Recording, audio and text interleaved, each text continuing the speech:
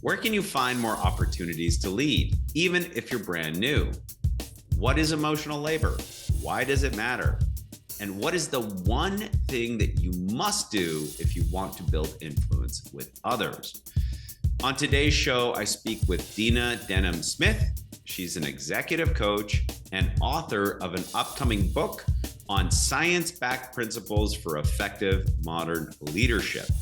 Today, we talk about why leadership is so much more than your title, what you need to do to bond with your team and develop authenticity, and why deeper connections drive better outcomes. Now let's get to the show.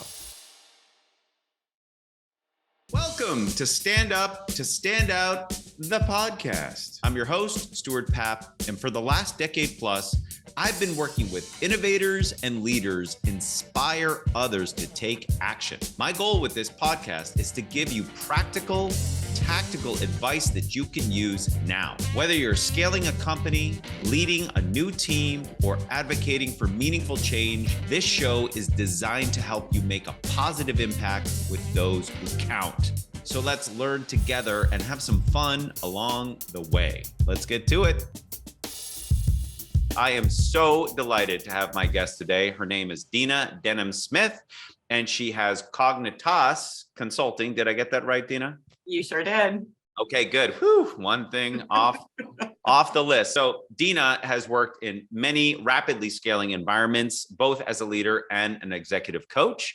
Some clients include, some small companies like Dropbox, Lyft, DocuSign, Kite, Stripe, and many other private equity-backed startups, and some biotechs as well. She just signed a book contract with Oxford University Press, applause. And this book, I cannot wait to read, is going to translate cutting-edge science into practical strategies for leaders to address the modern work world's uncertainties and increased emotional demands. We're going to get into that.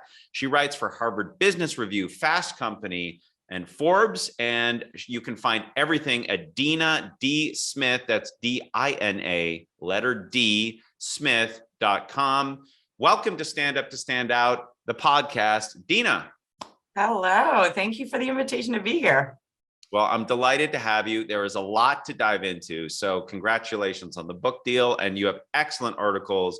If you're listening to this, I encourage you to look at her site. But one of the first things I want to get into is this concept of leadership and the emotional components of it. How do you define leadership, or how do you think of leadership?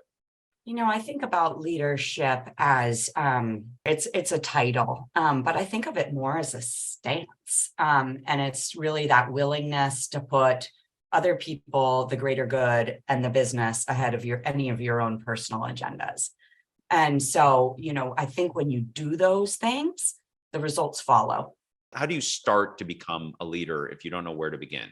Yeah, I would say look for the voids. Right? Look, there's always voids, a project that's withering on the vine and needs someone to take charge of it. A colleague who maybe is having a hard time in some way, performance or otherwise. Just see how you can step into places where you can start to flex some of these skills of leadership. Right? So I think there's always opportunity. You don't need to be, to use your word, Stuart, anointed to start to flex leadership skills. I love that phrase, look for the voids, or find the voids. And one of the things I encourage anyone to do is, when you're new, raise your hand to be the chief note taker in a meeting. Or, because I say another way of thinking about note taking is not administrative, but you're the knowledge keeper. Mm-hmm. That gives you permission to summarize, to echo back what you're hearing, to share with others, to be in contact with them for clarification. And while it's not an exciting role, it's an incredibly valuable one, and one that people don't typically raise their hand for. Can someone be too vulnerable at work? I mean, we want people who show empathy, they sympathize. Is there such a thing? Yeah, it's actually a great question. And I would say, yes, there is a place where if you're too vulnerable, especially in a leadership position, where unfortunately you can still lose credibility. And that's this authenticity paradox where, we want our leaders to be authentic, right? Like, bring your whole self to work, all of that. But then sometimes when people do that, others lose faith in them. This last article that I wrote, you don't get to own your title when you publish for HBR. And so my proposed title was Walking the Authenticity Tightrope as a leader, because you do really have to balance both of these forces. And it's just yet one more way that there's like these invisible tax on leaders. And so I hope as we continue sort of evolving, that there's more and more space for leaders, especially, to not have to pretend to be superhuman. But there's still a little bit of that today. We've come a long way, but I think there's still more room before a leader can say, I'm really super unsure of myself here. Right. And there won't be a ripple effect. So it's interesting. I'm thinking of this tightrope where if you toggle too far in one way, where you're being vulnerable and authentic, maybe you crumble and people think, is this someone I want to follow? On the flip side, if you're too stoic and reserved and you don't show an emotional component, there's a professor at Brigham and Young University who's written a bunch on this concept of humble narcissism. And when I first heard that term, have you heard that before? I've heard all sorts of things come after humble, but not narcissism yet. When I read the article and when I understood it, it was sort of toggling between having the humility to know that you don't know everything and you can't, but also having the self-confidence to know that this is the direction we're going to choose. Unpack that for me in your lens between toggling between those worlds.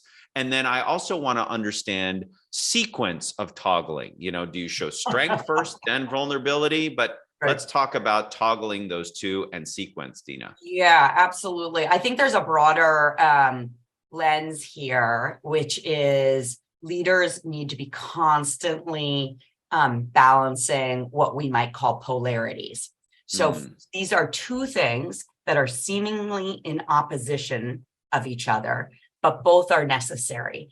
And so it is a matter of that balance. So if you think about like humility and confidence, right? Or task and relationship, individual work, teamwork. Like, there's a lot of things where, especially in leadership positions, they need to be balancing these things that you're not solving for one or the other. You actually need both. And so I would say that same thing is true with leaders. You do need to be authentic primarily, but you also need to manage yourself, and always be thinking about what is going to be the impact of this. So let's say that there's a new manager who has a chance to address the team and they want to show some, vulnerability or authenticity by sharing some personal or sharing some professional challenges. Is there a best practice in first indicating strength and courage of convictions and then indicating, where someone is unsure or showing some uncertainty? And then bringing it back? In general, I say lead with warmth.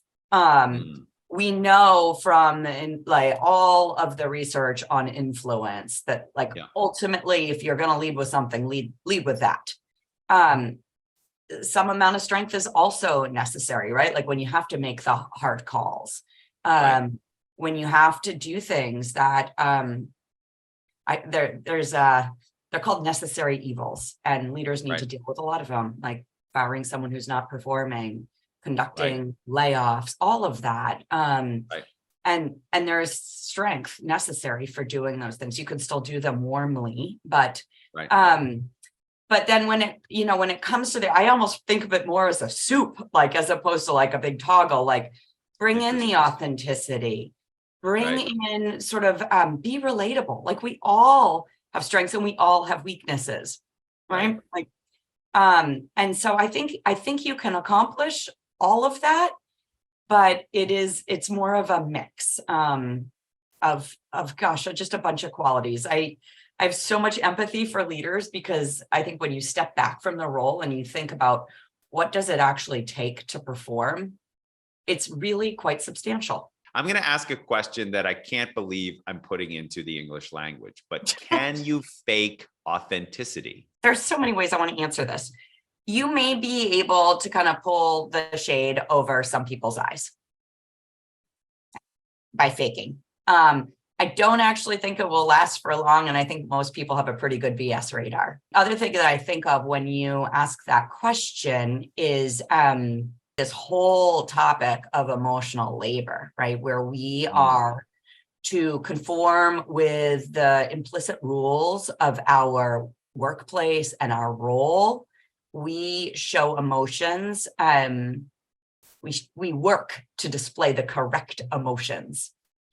So it definitely makes me start thinking about that and the costs to really individual from having to do that sort of burdensome emotional labor. One of the things I hear all the time from my clients is, I'd be okay with the decision if I could understand why, and not in a protected, redacted, this is just what we do type of way, but understanding the logic. Why, what does it have to do with strategy? I think oftentimes we do so much work in our heads, and then we forget that not everybody's been along for that like cognitive ride, right? And so oftentimes leaders are aware of the why, they're aware of the backstory, they've done a lot of thinking about things, and they simply forget to catch other people up on what has been a lengthy and involved and rigorous thought process.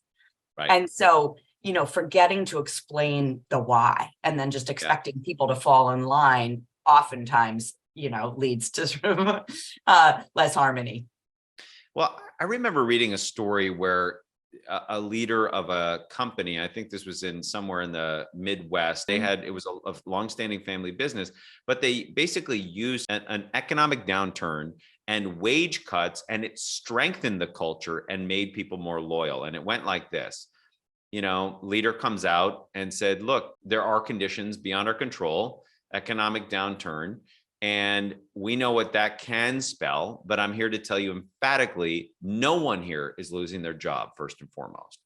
Second of all, the way we're going to handle this is I'm going to slash my pay, freeze all benefits, and then we're going to offer people who need more work, and people who can afford to take a day off here, keep it. But at the bottom line, no one's losing their job.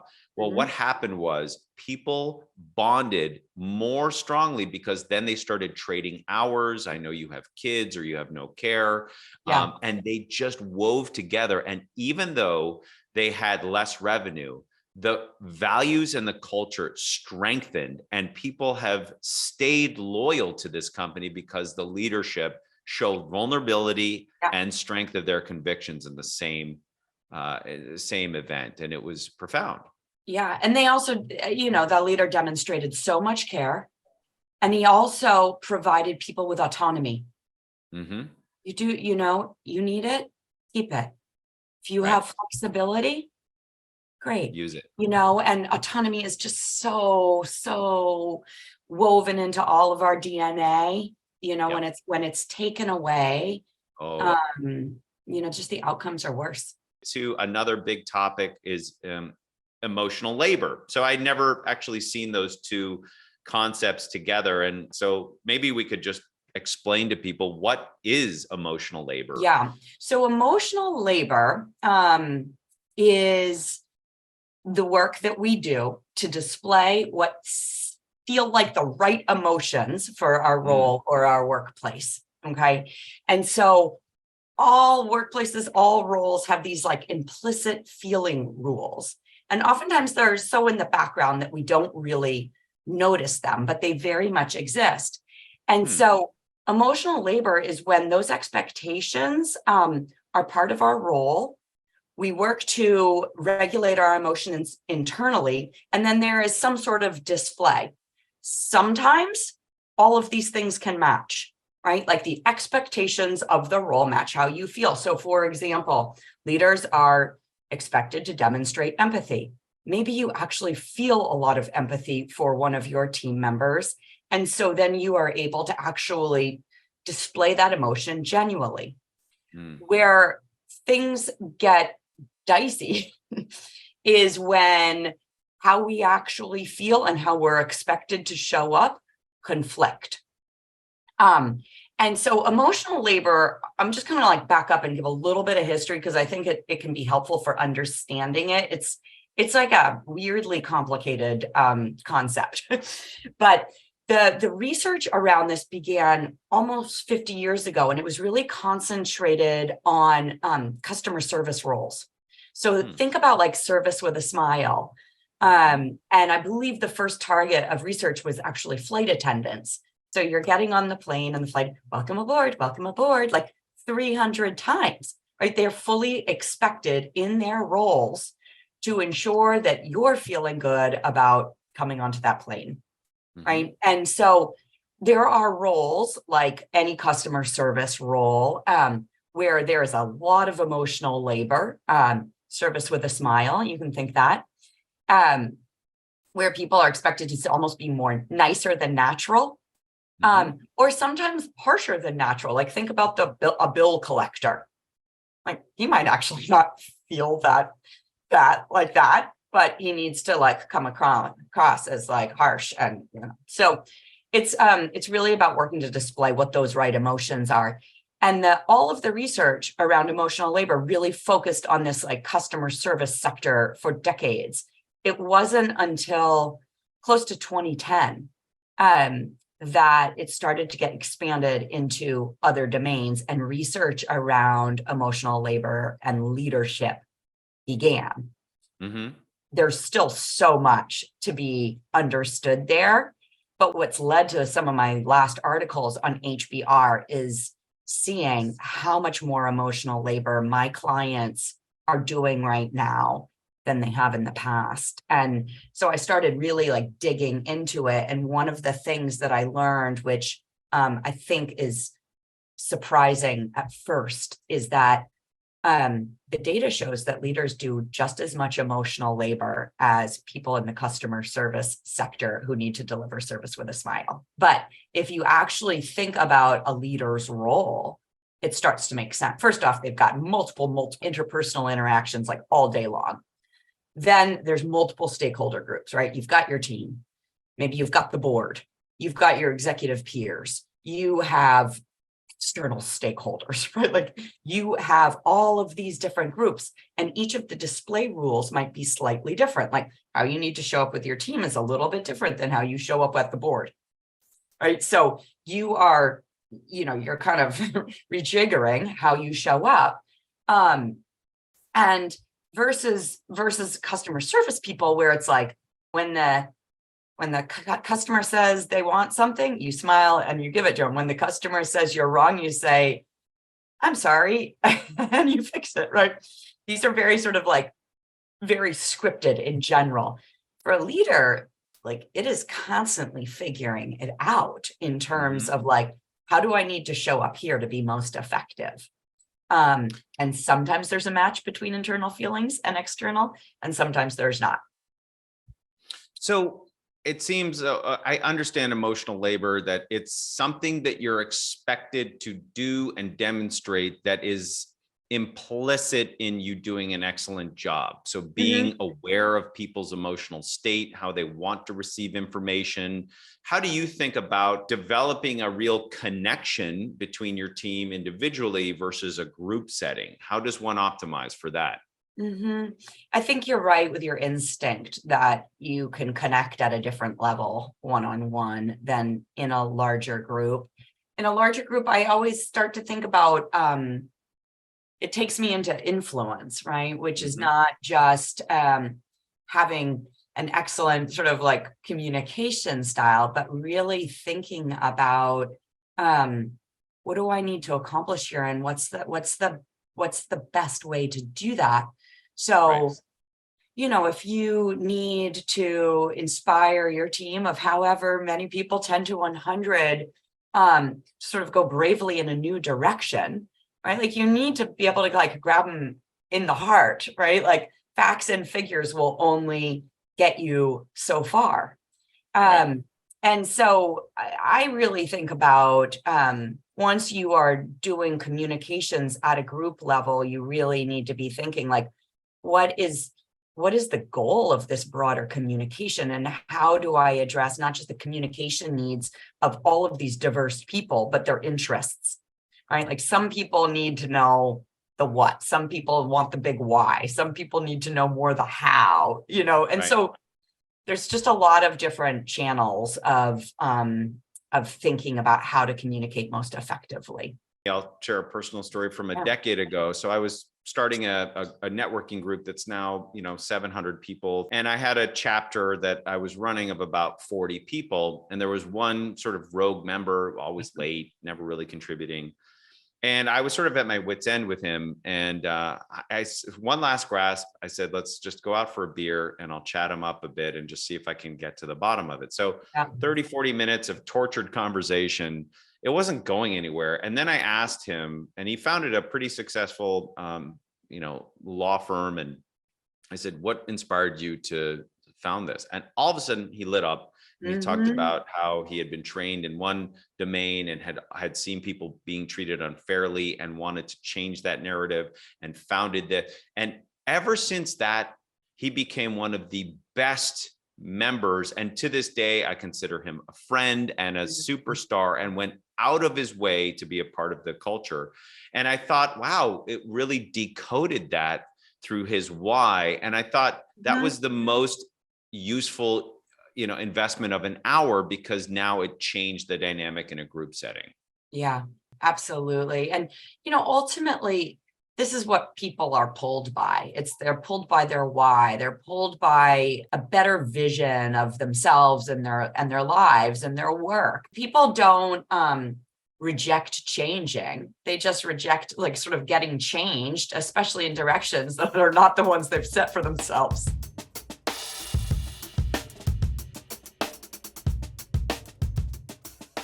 We were giving a miniature playbook to a new manager. Do you think that they should spend a few weeks or months getting to know people one-on-one and really understanding what's driving them, their motivation, and then using that information to weave together this team culture within a larger organization? Yeah, absolutely. I think all the time that you spend, whether you're a new manager or a much more senior leader, one-on-one, establishing strong relationships, it not only makes sort of every day more pleasant when you've got deep connections and sort of insight into the people you work with, but ultimately you unlock better outcomes. One of the interesting things I've found too in these relationships, the higher you ascend, the more that they matter.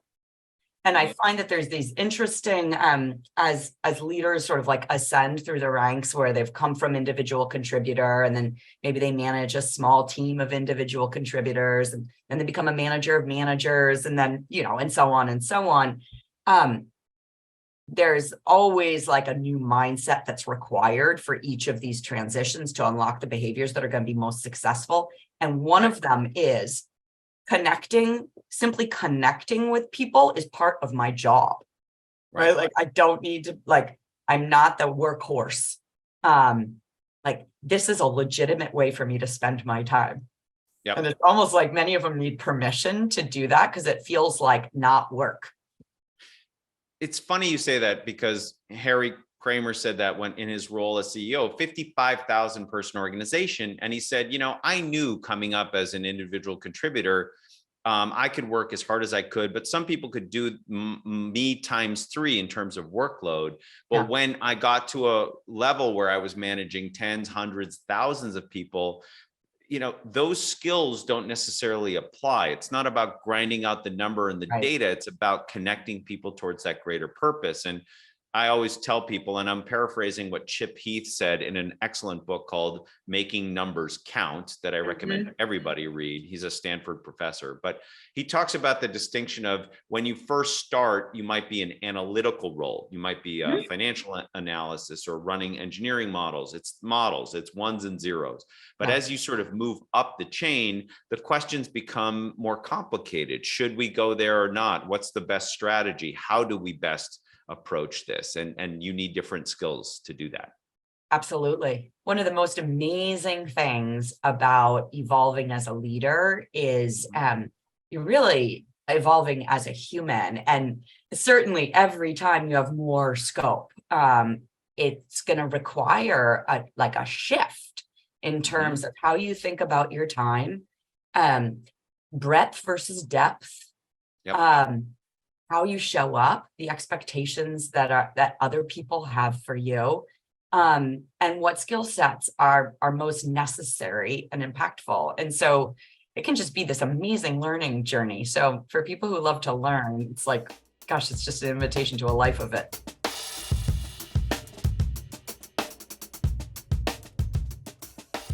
So we're going to pivot to our last big topic. If somebody wants to grow and scale and evolve, is delegating just a part of it that we have to delegate, or it's in our best interest to delegate? How do you think about that, Dina?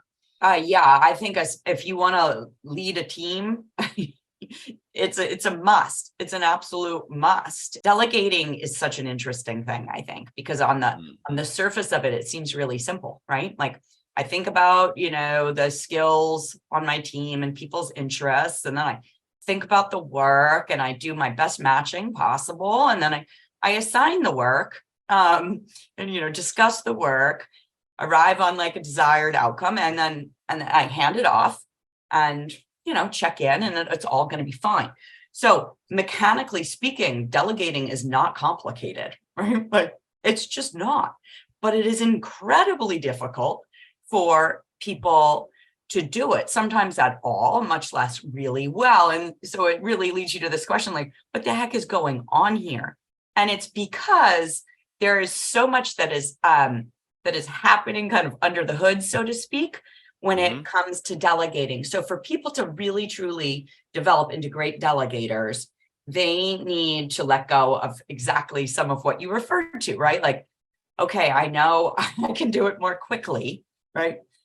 But instead, I'm going to invest in showing my son how to tie his shoe so that over the long run, it pays multiple dividends. So I can do it more quickly tends to be an obstacle that gets in the way of people who are, having trouble with delegating.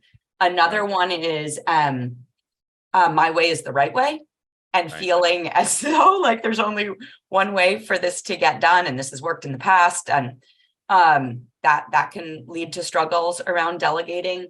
Just general needing to control stands in the way of delegating effectively.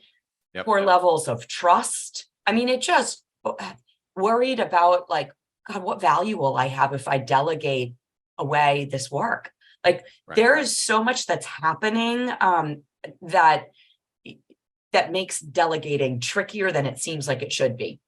And so when you're thinking about gosh, well, because I've helped so many different leaders become more effective in terms of delegating, the first thing you need to understand is what is getting in the way here? And only by understanding what is getting in the way here can you then sort of create an approach that allows that person to kind of move past that obstacle, which tends to be in their mind, and actually succeed at delegating. I remember hearing an early story about Subway sandwich chain in the late or early 1990s where the founder was spending all day Friday signing checks to all the franchisees. And, eventually they were like, this is madness. You shouldn't spend an 8-hour day doing something that should be delegated to someone else. Even I know you're trying to stay in touch. What's the issue there? So when you encounter someone who's having trouble delegating, Dina, what's your process to understand what's in their way? And then you frame up your solution through that lens. So the approach in general, I actually just worked with a founder who, she had created a very successful company. I had strong PE backing, several hundred people. She would work until 2, 3 in the morning, like taking on so many things that were really for other people to own. And so there's so many like habits we can fall into, like, Right. Habits of behavior, habits of emotion, habits of thinking, and so on. And so, when I was working with her, the approach started with like understanding like what was her vision of leadership? What did she really want? So that we could, I'm thinking to myself, like, only if she wants something will we be able to make any progress, right? And so I'm always thinking about like, what is it that you want to have? Like 3 to 5 years from now, what's the impact you want to have? What's your vision of your company? What's your vision of your leadership? So that we can sort of attach the hard work of changing oneself to something that really, really matters, sort of per our conversation not too long ago. Then we look at, okay, well, what's getting in the way of you offloading some of this work? And she was actually one of the inspirations for that article around stop feeling guilty about delegating. That was the main thing for her, was a feeling so guilty when she knew her team was already struggling of putting more work on their plates, right? She had also just gotten into a habit of doing everything, right? Like, she's scrappy, resourceful, just kind of like get it done. And so there was that happening. And then she was just sort of like unsure of even how do I start going about this, right? And so once we unpacked that, like, guilt was one of the major things, the habits, and I collected feedback for her and what she learned through this feedback, which for leaders who have not received 360 feedback, high quality 360 feedback, I highly recommend you do it, because understanding your impact on other people is so paramount to your success. But one of the things that she learned is, her team felt completely disempowered because she was trying to protect them. And meanwhile, they felt disempowered. They felt their growth was stymied. They didn't feel trusted. They worried about her because they knew she got like just zero sleep. And like, she was like, oh my God, I had no idea. I was just trying to help. And so it's like, there's a moment of reckoning when you realize, oh God, all my best intentions, right? But that feedback can be very helpful in terms of the case for change. Right. And so she was like, I'm all over this. And like, we just buckled in, and like most change, we just take small steps, right? Because if you try to do something where you're completely overfaced, you're like, oh my God, it's so stressful, I can't possibly give up that whole project. Well, then you won't. Right. So we started like little chunks here and there. And, and she started to grow her confidence, not just in the skill set, but in the abilities of people. And then, simultaneously, we were running like little sort of thought experiments, like to help her develop we all have assumptions, right? And we act as though our assumptions about the world and people and situations are true. And it's just the way we get through most days. But lots of times those assumptions are not entirely right, or they're only partially right, or they're true with somebody and not with somebody else. And we need to really like reveal those assumptions and then question them. And so anyhow, there's just, we started running little thought experiments to see like, how true are some of the assumptions I hold? And she learned, some of them were just not right.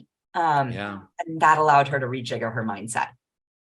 Well, I love that. And I'm sure it had an immediate impact on team morale and productivity and all of that. It shows you the two belief systems. I'm protecting you, and they're saying she doesn't trust us. And I love in your article called Stop Feeling Guilty About Delegating, one was about reframing. And I'm just going to paraphrase, but consider rather than burdening your team, you're giving them a chance to grow. Instead of believing that not delegating will promote team happiness, understand that people love feeling trusted and allow greater contributions, more meaningful work. It boosts engagement. And so immediately when I read that, I thought, I'm guilty of some of this as well. And what I think about is I am protecting people, but forgetting that you could delegate and these will show up as prizes to people. Really, that reframe, Dina, is a powerful tool. Yeah. And I honestly think that leaders there's a lot of ways to get at delegating and empowering your team. But one is simply like in your one-on-one check-ins, ask each team member repeatedly, where do you need my help? And that's a great question. That's an important question. Where do you need me to get more involved? Right. Another question is, where am I more involved than you either want or need me to be? Right. Because people tend to want to, that we have internal drives, like we want to master, we want to learn, we want to grow. Right. And just having that conversation, like, where am I too involved?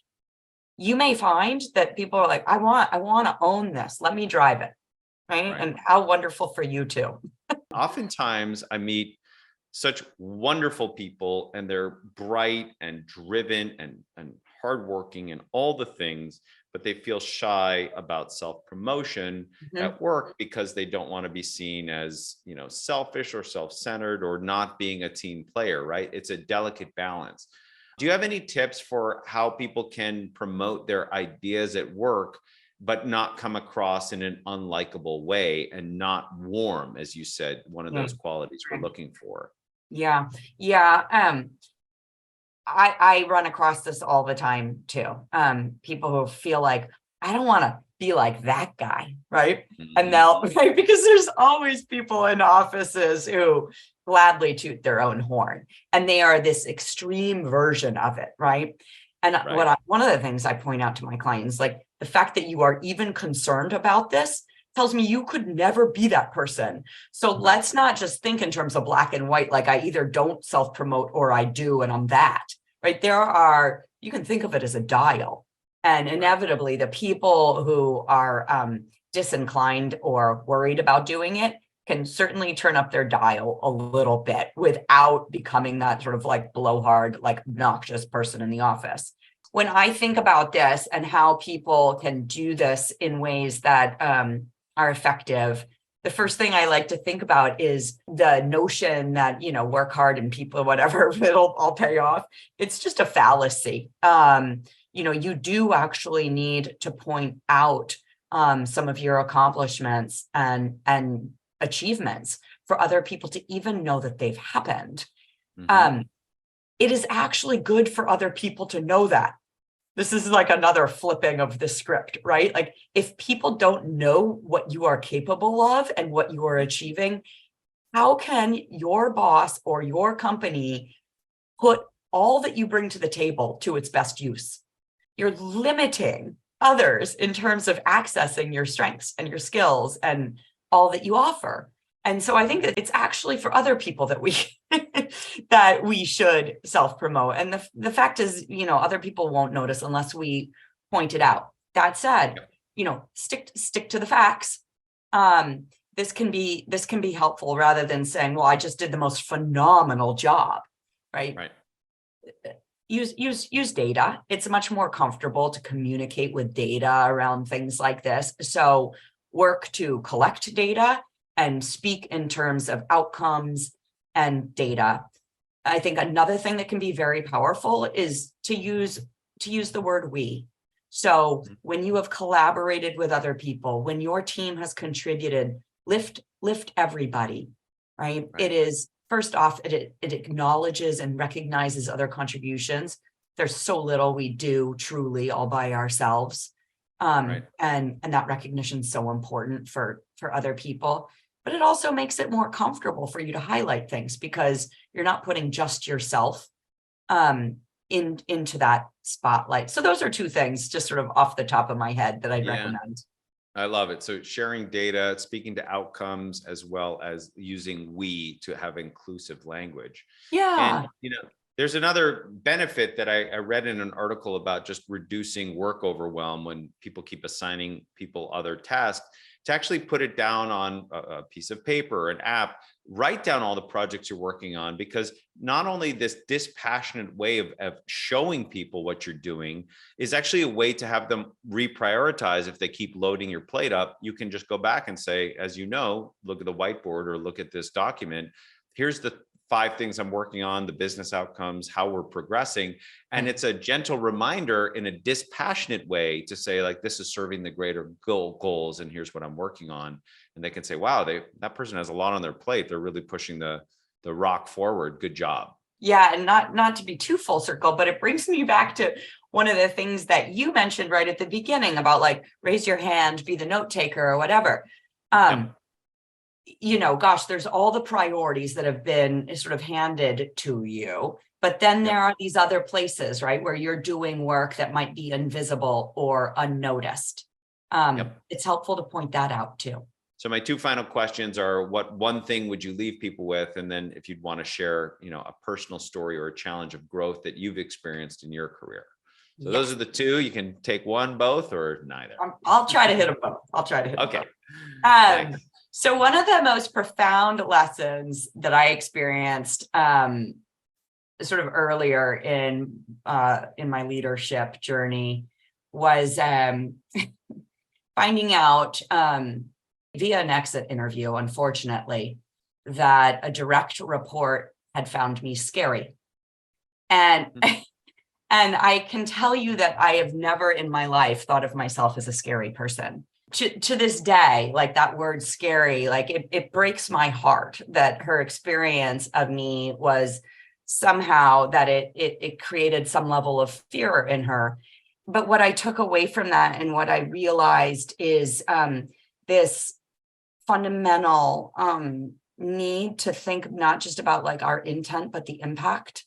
So, that was my impact on her. It was never my intent. And oftentimes there can be a gap between those two things. And this is where, again, this is not my final point for leaders, the takeaway, but I really strongly feel that leaders need high quality feedback, because I had no idea that that's how I was getting experienced by this one person. And had I known that, I could have worked to change it. And so getting feedback in terms of your impact on others is so important so that you can align your intent with that, or align your impact with your intent. And it's just fundamental to your success. So I wish I'd found that out like months and months and months in advance. And I could have, maybe this wasn't the place for her, but I could have at least left her with a better experience. And then the thing I would leave leaders with from all of this is have self-compassion. You are in, leadership is just an absolutely demanding role, and the impact that you can have is so profound. It can be really beautiful, and it's not an easy journey. There are so many different expectations on you. The learning curve is always steep. The world is uncertain and fast changing. And it's just, it's such a privilege. And it's also a lot of responsibility, and just hold yourself gently through the process. Yeah, I love it. There's two just pearls of wisdom there. With the feedback, I think you're allowing other people to make a contribution to you in a way that will deepen everyone's impact. And it's a beautiful thing to really allow for it. And it's something that everyone can do. And then I love the self-compassion piece, because it is about caring for yourself and being nice to yourself. I believe that everyone's job is hard. The parable of this story is just soften your heart a bit to understand other people's position, including the people who are leading you and those you're leading. So absolutely. Couldn't have said it better. All right. Well, Dina Denham Smith, it was an absolute pleasure to speak with you. I cannot wait to read your new book, tons of articles online. What's the best way for people to reach out to you, to see what you're doing? Where should people go to find more about you and your work, Dina? Thank you. My website, which you spelled out earlier, it's dinadsmith.com. I'd love if you joined me on LinkedIn. So every day I curate and put out what feels to me to be very high quality content for especially targeted towards leaders, because that's my population, and it's sort of a big soft spot in my heart. I think it's all information that can be useful for just navigating today's world of work. Well, thank you so much for being on Stand Up to Stand Out, the podcast, and we'll see you in the next one. Thanks, Dina. Thank you. Thanks for listening to the Stand Up to Stand Out, the podcasts. If you're enjoying the show, I urge you to check out influencedna.co and find the podcast page where you can find show notes, links to the guests, extra resources, and a whole lot more. Also, you can subscribe on YouTube, Spotify, Apple Podcasts, and make sure to sign up for our mailing list. If you have questions about the show or comments about how we can improve it, drop us a line. I will read every single message. That's podcast@influencedna.co. If you like what you heard, I'd say leave us a 5-star review. And if you hated what you heard, leave us a 6-star review. Either way, we're not stopping. See you on the next show.